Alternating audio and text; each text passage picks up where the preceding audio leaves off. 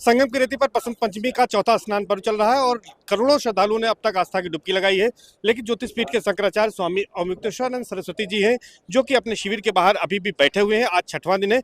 उन्होंने आज स्नान किया कि नहीं किया और आज का क्या पूरा घटनाक्रम रहा, सीधे उन्हीं से बातचीत करते हैं। महाराज जी, आज बसंत पंचमी का स्नान पर्व है, क्या आज आप गए थे संगम, स्नान किया है कि नहीं किया आज?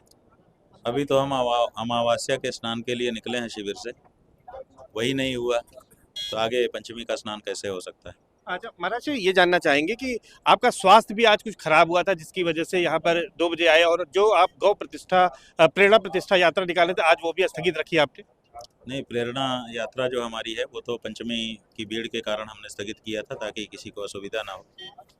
हाँ, ये पूरब की हवा लगने से बुखार जरूर हमको हो गया था, लेकिन हमने औषधि सेवन कर लिया है और ये ओढ़ करके बैठ गए हैं, अब इससे राहत है। ये लगातार आरोप लगा रहे हैं कुछ मेले के साधु संत भी कि आप स्नान करने जा सकते हैं, इसमें प्रशासन की कोई आवश्यकता नहीं, इस पर क्या कहना है आपका?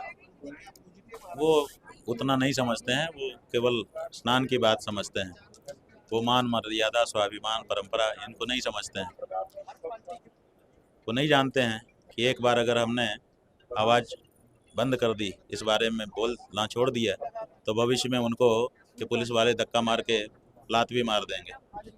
जब शंकराचार्य को रास्ता रोक सकते हैं तो वो फिर सामान्य साधुओं को क्या व्यवहार करेंगे। इसलिए हम उनके सम्मान के लिए लड़ रहे हैं ताकि सबका सम्मान सुरक्षित रहे। ये बात वो नहीं जानते हैं, इसलिए नासमझ होके बोल रहे हैं, बच्चे हैं। महाराज जी, आज जो है पुरी के शंकराचार्य जी ने, स्वामी निश्चलानंद सरस्वती जी ने भी स्नान किया है वहां पर जाकर, और वो बताते हैं कि बिना पालकी के गए थे। क्या कहेंगे इस पर? ठीक है, किसी के मन में है कि हम बिना पालकी के जाएंगे, वो बिना पालकी के जा सकता है, कोई बाधा नहीं। कोई भी जा सकता है। महाराज जी, जो ये पूरा विवाद चल रहा है ये जी, कि पालकी जो है ये हमारा प्रतीक है, जो सिंहासन है वो हमारा प्रतीक है। हम अपने मन से उस पर नहीं बैठते हैं, इसमें गुरुओं का आदेश है ना। सुधन्वन समोत्सुक्य निवृत्ति धर्म है तवे देवराजोपचारांश्च यथावद अनुपालयेत। मठामनाय महानुशासन में भगवान शंकराचार्य जी ने, जो हमारे गद्दी के आदि प्रतिष्ठाता थे, उन्होंने कहा है कि ये जो सिंहासन छत्र चमर आदि है, राजोपचार हैं, उन्हीं में पालकी भी है चलने के समय के लिए। ये देवराज इंद्र के उपचार है, तो जैसे देवराज इंद्र चलते हैं वैसे ही आपको चलना है। यथावद अनुपालयेत माने ऐसा करिएगा, इसको छोड़ने के लिए नहीं कहा है उन्होंने।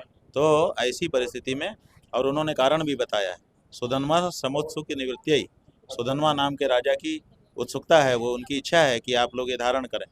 उनकी इच्छा को सम्मान देने के लिए धर्म हेतवे, और धर्म के लिए माने धार्मिकों के मन में शंकराचार्य पति के प्रति एक विशेष भाव जो है, वो लौकिक भावना रखने वाले, लौकिक बुद्धि रखने वाले लोगों को भी लगे कि शंकराचार्य जी आ रहे हैं, उसकी सिद्धि के लिए आप इन उपचारों को धारण करिएगा। तो शंकराचार्य जी का आदेश है, तो उसका पालन हम लोग करते हैं। ये कोई हमारे हनक दिखाने के लिए नहीं है। महाराज जी, एक सवाल ये है कि ये बार बार कहा जा रहा है कि राजनीति हो रही, जो विपक्षी दल हैं वो आपके समर्थन में बार बार आ रहे हैं, चाहे अखिलेश जी हों, अजय राय जी हों, अन्य जो छोटे नेता हैं वो भी यहाँ पर पहुंचे हैं। भाई, सवाल आप लोग ये पूछ रहे हैं, लेकिन हम तो कहते हैं सवाल ये नहीं है। सवाल ये है कि अपने आप को हिंदू पार्टी कहने वाली भाजपा कहाँ है, वो क्यों नहीं आ रही है? क्या वो मानती है कि दंडी सन्यासियों को, ब्रह्मचारियों को, बटुकों को, स्त्रियों को, वृद्धों को पीटा जाना और शंकराचार्य जी का अपमान करना सही है? महाराज जी, इस मामले में तो बीजेपी के पूर्व प्रदेश अध्यक्ष, सांसद रहे और अभी सूबे में डिप्टी सीएम केशव प्रसाद मौर्य, उनका एक बयान आया है। उन्होंने इस घटना पर दुख भी व्यक्त किया है, कहा है कि जो जिम्मेदार है उनके खिलाफ कार्रवाई भी करेंगे। हाँ, देखिए, वो भी तो भाजपा का है, लेकिन उसके अंदर समझ है। वो समझ रहा है कि हमारे अफसरों से गड़बड़ी हो चुकी है और इसको मामले को जितना बढ़ाया जाएगा हमारी पार्टी को, हमको घाटा होगा। इसीलिए वो सोचता है कि मामले का निराकरण होना चाहिए। ऐसे समझदार लोगों को मुख्यमंत्री बनाया जाना चाहिए, लेकिन समझदारों की हालत ये है कि वो नीचे है। महाराज श्री, आपके लिए भी कुछ शब्दों का इस्तेमाल किया गया। आरोप आप पर था पहले कि आपने योगी जी के खिलाफ कुछ शब्द इस्तेमाल किए, अब आपके लिए भी कुछ कहा गया। ठीक है, हमने जो शब्द योगी जी के लिए उपयोग किया था, हम उस पर कायम हैं और आपको बता देना चाहते हैं कि जब तक जीवन रहेगा तब तक कायम रहेंगे। क्योंकि हमने बचपन से ये पढ़ा कि औरंगजेब खराब आदमी था, उसने मंदिर तोड़े, मूर्तियाँ तोड़ी, तो हमारे बाल मन ने ये धारणा बना ली कि जो मंदिर मूर्ति तोड़े वो गलत आदमी होता है, औरंगजेब होता है। और जब हमने काशी में अपने उन पूजित मंदिरों को तोड़े जाते देखा, उन पूजित मूर्तियों को तोड़े जाते देखा जो पौराणिक थे, हजारों वर्ष पुराने थे, और उनको बुरी तरह से क्षतिग्रस्त करके मलबे में फेंके जाते देखा, तो हमको औरंगजेब की याद आई और हमने पता किया कि कौन ये सब कर रहा है।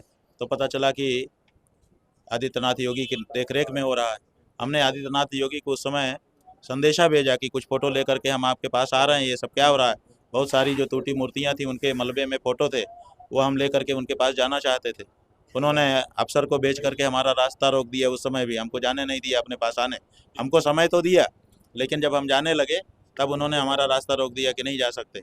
और उसके बाद टेलीफोन में हमारी बात हुई। टेलीफोन में उन्होंने हमसे कहा कि आप इस बात को छोड़ दीजिए, बताइए हमारे मंदिर टूट रहे हैं, वो हम छोड़ दें। तो इसका मतलब है कि वो सत्ता में रहते हुए भी मंदिर तोड़ने का विरोध नहीं कर सके। तो औरंगजेब नहीं हुए तो और क्या हुए। इसलिए जब तक हमारा जीवन है, हम तो जब मंदिर की याद आएगी तो आधुनिक औरंगजेब के रूप में आदित्यनाथ को देखेंगे देखेंगे देखेंगे। मतलब अपनी बात पर आप कायम है। एक आखिरी सवाल आपसे, ये टेक महाराज जी कब तक है आपकी, कब तक जो है इस तरह से लोग। अरे ये टेक बेक क्या होती है भाई। हम निकले थे संगम स्नान करने के लिए, बड़ी श्रद्धा भक्ति से उत्साह से चले जा रहे थे। जिन लोगों ने हमको रोक दिया उनको सोचना है कि इनकी इस स्वाभाविक गति को क्यों हमने रोका। हमने यही तो कहा है कि ससम्मान हमारा संगम स्नान हो जाए, हम शिविर में प्रवेश कर जाएं। इतनी सी तो बात है, और क्या बात है इसमें। अगर मेले तक, जब तक आपने कहा है कि माघी पूर्णिमा तक रहेंगे, तब तक कोई नहीं आता है, तो क्या आगे क्या होगा। नहीं आता है तो फिर माघ मेला लगेगा ना, फिर हम फुटपाथ पे बैठेंगे। अगले साल फिर से हम आएंगे। फिर तीर्थ में आना तो नहीं छोड़ सकते, गंगा जी का बहिष्कार तो नहीं कर सकते। लेकिन शिविर में नहीं जाएंगे। हम आएंगे फिर फुटपाथ पे अपना आसन जमा लेंगे, जहाँ से खत्म हुआ वहीं फिर से शुरू कर देंगे। ऐसी क्या बात है।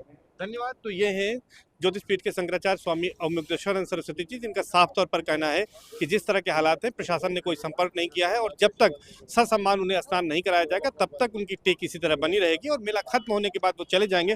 वापस जब आएंगे तो फिर से यहीं से वो शुरुआत भी करेंगे। सर्वेश दुबे, न्यूज़ 18 प्रयागराज।